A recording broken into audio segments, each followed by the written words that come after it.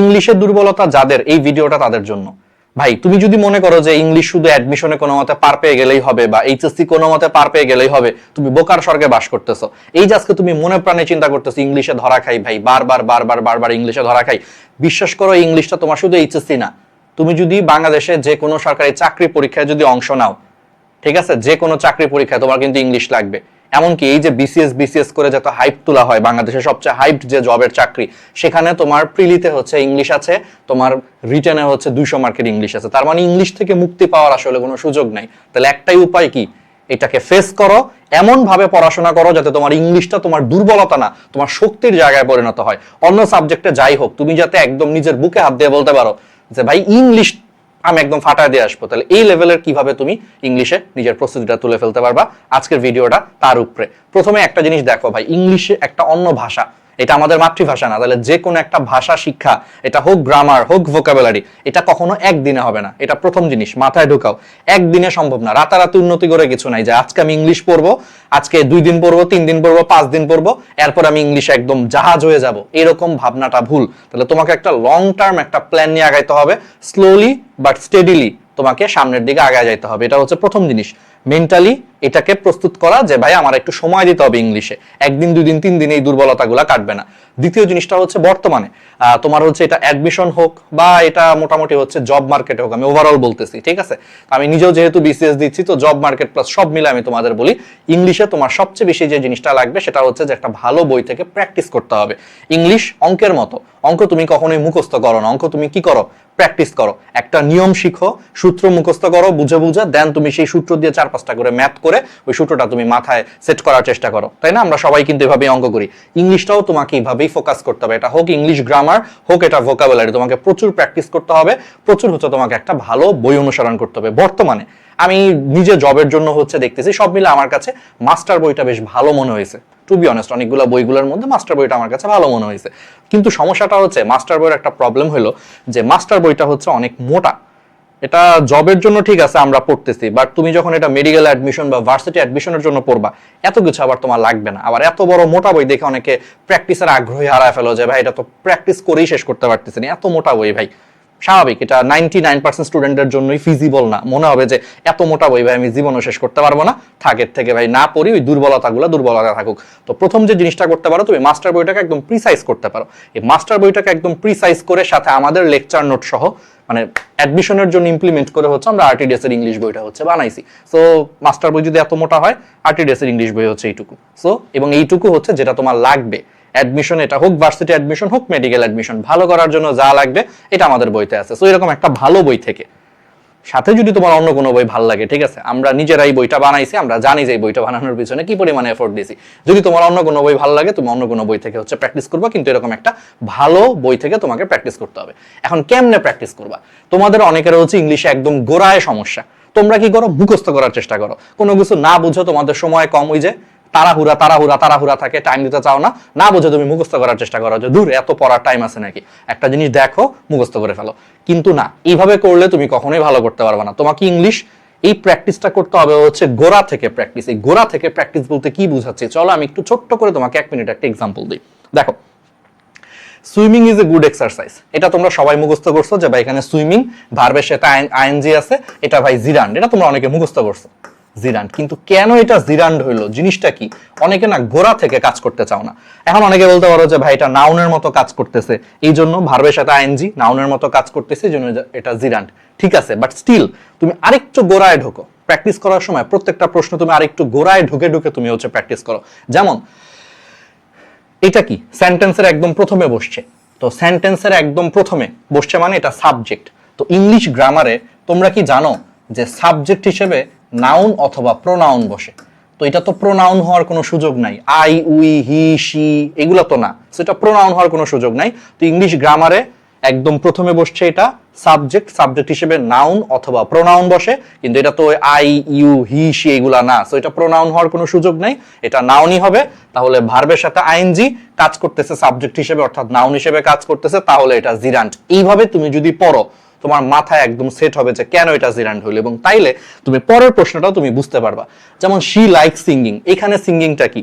Answer হচ্ছে এটাও জিরান্ড, এটাও জিরান্ড। বাট ওই যে যারা মুখস্থ করছে, তারা একটু কনফিউজড হয়ে যাবে, তারা মুখস্থ করবে এমনি শব্দের প্রথমে থাকলে জিরান্ড, লাস্টে থাকলো আচ্ছা জিরান্ড, এরকম মুখস্থ করবে। অনেকে এইভাবে মুখস্থ করার চেষ্টা করে, আমি দেখছি আমার সুদীর্ঘ 10 বছরের শিক্ষকতা জীবনে আমি দেখছি যেগুলো মুখস্থ করার চেষ্টা করে। আসলে মুখস্থ করার কিছু না, সিম্পল। আমরা কি বলছি, ভার্বের সাথে আইএনজি যদি সেটা নাউনের মতো কাজ করে তাহলে সেটা জিরান্ড হবে। তাহলে এবার আসো, শি লাইকস সিঙ্গিং, তাহলে সে গান গাইতে বা সে গান গাইতে পছন্দ করে। তুমি এখানে মূল ভার্ব কোনটা?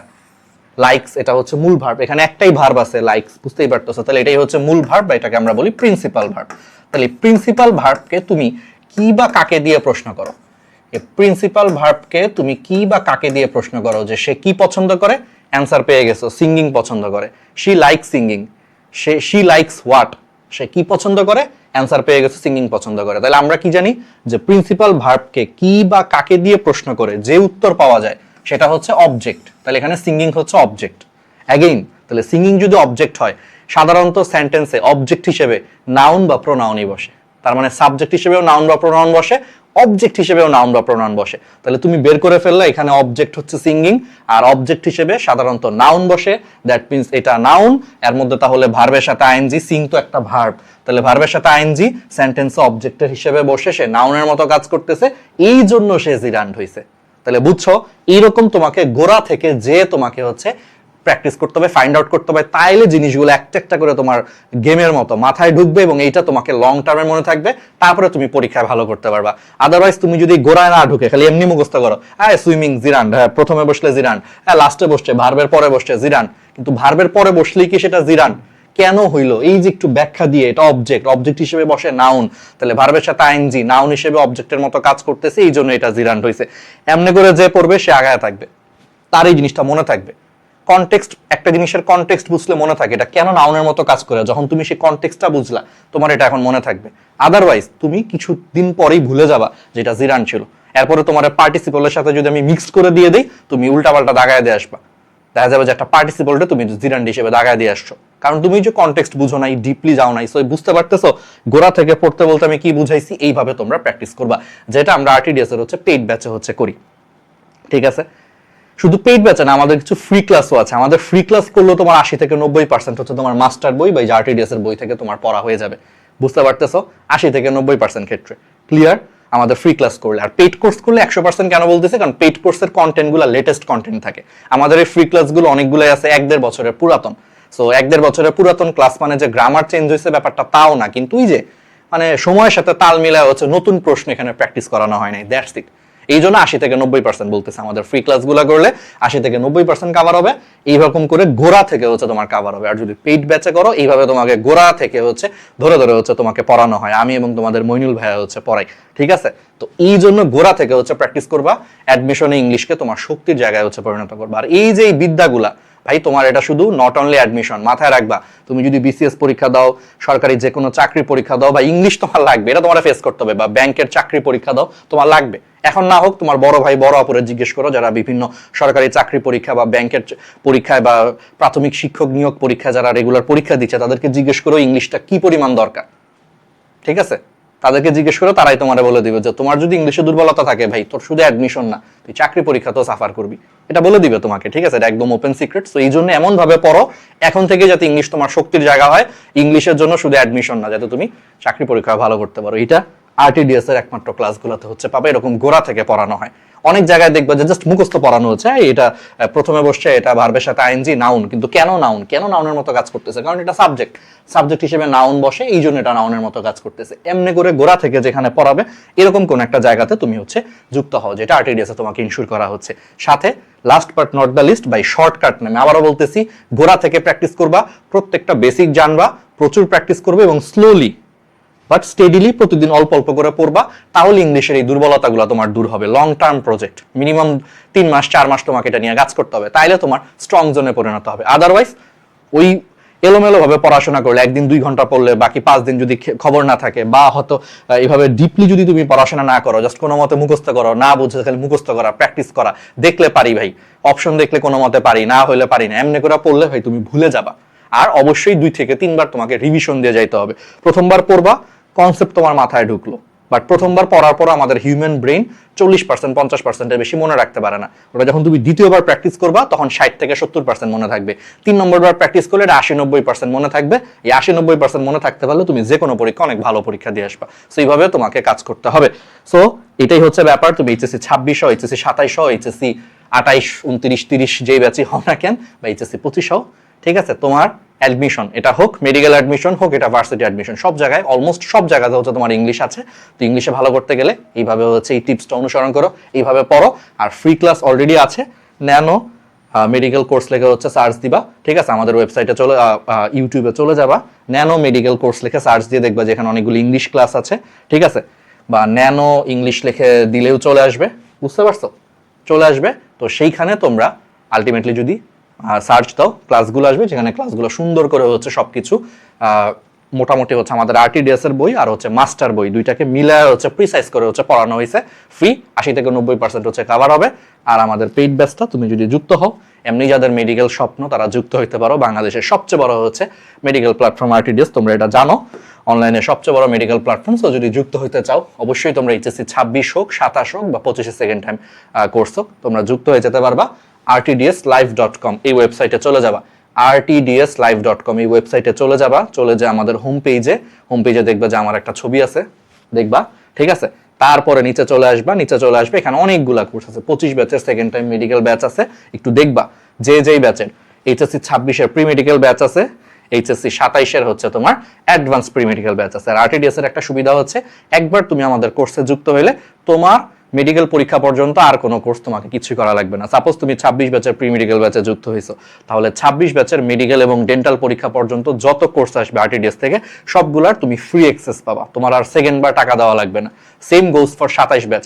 27 ব্যাচের কেউ যদি এখন আমাদের অ্যাডভান্সড প্রি মেডিকেল ব্যাচে ভর্তি হও 27 ব্যাচের, এখানে একবার যুক্ত হইলে এইচএসসি 27 ব্যাচের অর্থাৎ 2027 সালে তোমাদের যে মেডিকেল বা ডেন্টাল পরীক্ষা যদি আল্লাহ বাঁচায় রাখে যে হবে, একদম 27 ব্যাচ পর্যন্ত, 27-এর মেডিকেল এবং ডেন্টাল পর্যন্ত যত কোর্স আসবে সবগুলো হচ্ছে তুমি ফ্রি পাবা আরটিডিএস এর পক্ষ থেকে, ঠিক আছে। এবং এখানে কিন্তু তোমাদের একাডেমিকটাও কভার করে দেওয়া হবে। এটা নামে হচ্ছে অ্যাডভান্স প্রি মেডিকেল, কাজে হচ্ছে এটা advance pre medical plus academic batch. এখানে একাডেমিকও তোমাকে শিওর জিপিএ 5 কোর্সে তোমাকে ফিজিক্স, কেমিস্ট্রি, বায়োলজি, ম্যাথ পর্যন্ত তোমাকে পড়ানো হবে, ম্যাথ, আইসিটি, বাংলা, ইংলিশও তোমাকে পড়ানো হবে। সো ডেফিনেটলি তুমি এই জায়গাগুলোতে হচ্ছে যুক্ত হয়ে যেতে পারো।